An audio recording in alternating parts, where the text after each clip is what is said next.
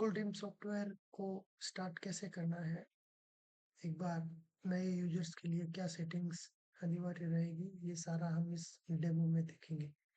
अगर आप नए यूजर हैं तो सबसे पहले आपको सेटिंग्स ऑप्शन में जाना होगा। या कुछ बेसिक सेटिंग्स दी हुई हैं जो कि आपके हर सेशन में आगे काम आएगी।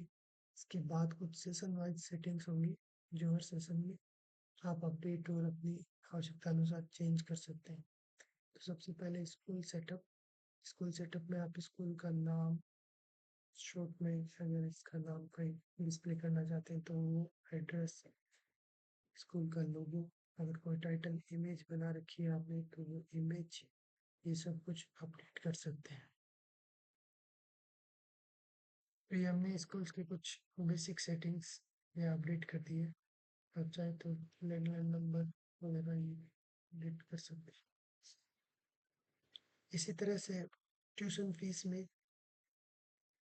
में आप क्या नाम डिस्प्ले करना चाहते हैं, जैसे फीस, ट्यूशन फीस, इस तरह से आप अपने स्कूल के रिक्वायरमेंट के अकॉर्डिंग चेंज कर सकते हैं।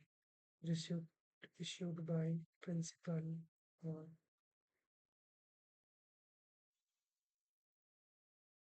स्कूल फीस की रिसिप्ट के ऊपर क्या डिटेल्स प्रिंट होगी वो सारी आप यहाँ प्रिंट कर सकते हैं। जैसे रिसिप्ट स्कूल बाई, इसमें स्कूल का नाम आ जाएगा, स्कूल का रजिस्ट्रेशन नंबर, स्कूल का एड्रेस, और नीचे जो सिग्नेटरी है वो यहाँ से डिफाइन कर सकते हैं। इसके बाद आप रिसिप्ट किस साइज के पेपर पर प्रिंट करना चाहते हैं।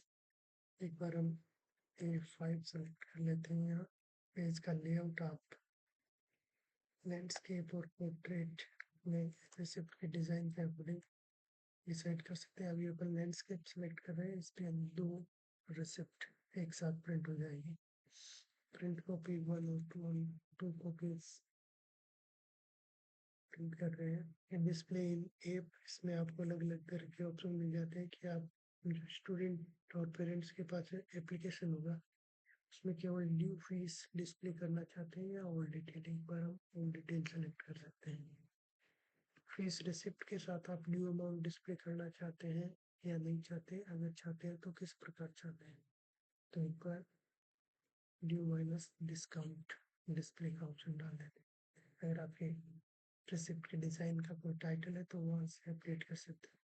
इसी तरह से ट्रांसपोर्ट और हॉस्टल फीस आप यहाँ से अनेबल और फिर डिटेल्स है जो सारी फिल कर सकते हैं। पर्स डेटा को अपडेट करना। तो ये हमारे बेसिक स्कूल्स की जो डिटेल्स है वो अपडेट हो चुकी है। इसको आप कभी भी यहाँ से एडिट कर सकते हैं। तो आप देखेंगे कि ये जो शॉप नेम था वो यहाँ डिस्प्ले हो रहा है और जो लोगो था वो यहाँ आ रहा है।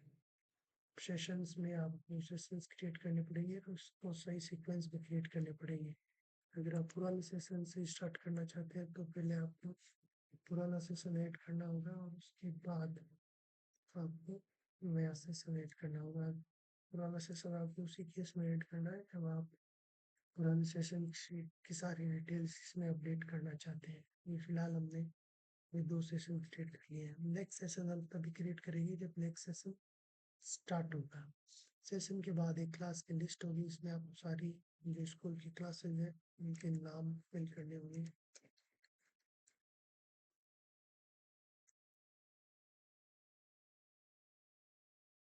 और इसको सही क्रम में ही बनाएं।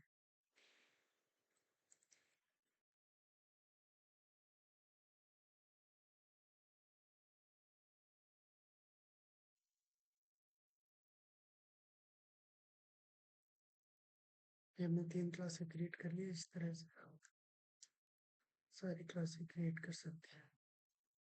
क्लासेस के बाद सेक्शंस, आपके स्कूल में सेक्शंस किस तरह से ABC यहाँ से क्रिएट कर सकते हैं और आवश्यकता होने पर आप इसे ऐसे एडिट भी कर सकते हैं।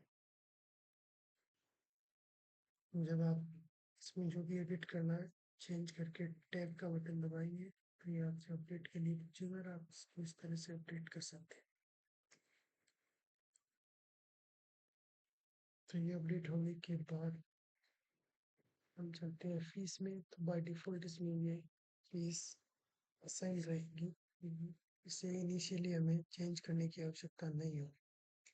इसके बाद फीस ग्रुप्स, तो फीस ग्रुप्स में ऑलरेडी आप देखेंगे कि ट्रांसपोर्ट और हॉस्टल फीस यहाँ डिस्प्ले हो रही है, ट्यूशन फीस यहाँ डिस्प्ले नहीं हो रही है। आपका जो भी ट्रांसपोर्ट और हॉस्टल के फीस के ग्रुप्स होंगे वो अगर आप चाहें तो यहाँ क्रिएट कर सकते हैं। जैसे ट्रांसपोर्ट में जनरली अलग अलग रूट्स पर अलग अलग फीस होती है, तो वो फीस आप यहाँ डिफाइन कर सकते हैं। जैसे हमने इसके लिए एक R1 से ट्रांसपोर्ट फीस मॉड्यूल बना लिया है जिसकी फीस अलग होगी, दूसरा रूट बना दिया है आपको, इस रूट की फीस अलग होगी।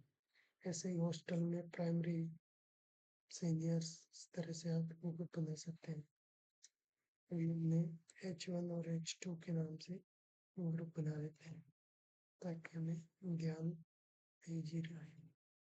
इसको मैं ट्रांसपोर्ट का ग्रुप 3 कर देता हूँ और इसी तरह से हॉस्टल में H1 H2 और ये H3 ग्रुप्स बना दिए।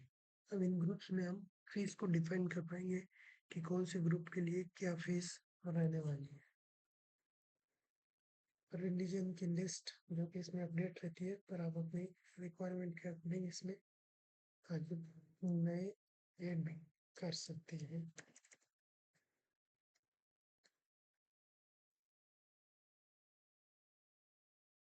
कास्ट इसमें पहले से फिल किए गए हैं, जनरल OBC SC ST। अगर रिक्वायरमेंट हो तो आप इसमें नए ऐड भी कर सकते हैं। अभी एक बार बेसिक सेटिंग कंप्लीट हो गई, इसके बाद हम किसी भी पर्टिकुलर सेशन में चलते हैं। इस सेशन को आप डिफ़ॉल्ट लॉगिन कर सकते हैं। जैसे अभी फिलहाल हम 2025-26 को लेके डिफ़ॉल्ट लॉगिन कर सकते हैं। तो जब भी हम लॉगिन करेंगे हम 25-26 सेशन में लॉगिन होंगे, तो आप ये देखोगे कि ये डिफ़ॉल्ट में आ रहा है। अगर आपको ये चेंज करना है तो आप यहाँ क्लिक करके इसको चेंज कर सकते हैं। आप अब जब भी लॉगिन करेंगे हम 2025-26 में लॉगिन होंगे।